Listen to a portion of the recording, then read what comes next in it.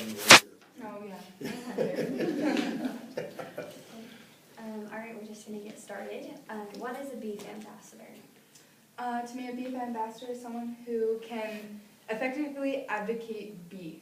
I had the opportunity to actually go to my local elementary school this week. It was so much fun to see the look on their face when I told them what beef was and that the hamburger they ate for lunch was a cow. And it was so much fun to educate them because so many kids don't know.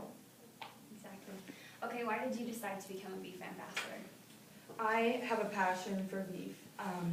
My father owns his own head of cattle, and ever since I was a little girl, I wanted to be a part of that lifestyle. I love cows. I have a little cow necklace I wear everywhere. It's just my life, and when I was 15, I actually had the opportunity to purchase 5 bred mother cows of my own and make my own brand. It's something that I'm a part of, and I want to ensure that I have a voice in the beef industry. Okay. Ground beef recalls have been in the news lately. Should consumers be concerned about ground beef safety?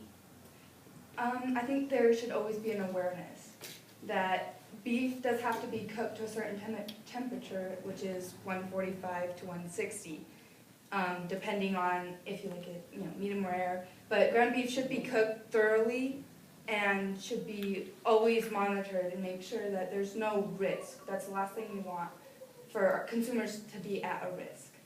Okay. Why are hormones used in beef?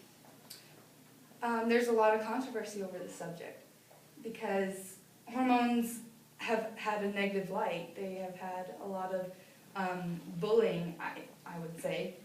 I think hormones are used in this industry to promote growth, but to change that method would dramatically impact our domestic producers. Okay, how do you know that they are safe? Because I eat beef. I eat the same beef everyone else eats. I would not provide an unsafe product for my consumers, and I'm sure no one else would either. Okay. What is the difference between a factory farm and a family farm?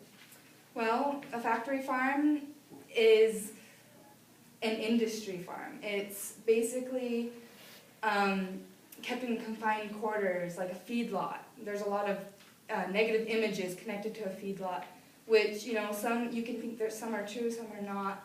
I'm not going to change your opinion on that. But a family farm is run by families. What most people don't know is that most farms in America, farms and ranches, are owned by families, owned and operated by families. Okay. If you could only eat one cut of beef for the rest of your life, what would it be and why? Oh, tri-tip. Every day. It's so good. It's so tender, it's just good. My mom makes it the best. I think she's the best cook in the world, so. Okay, what is the Bold diet?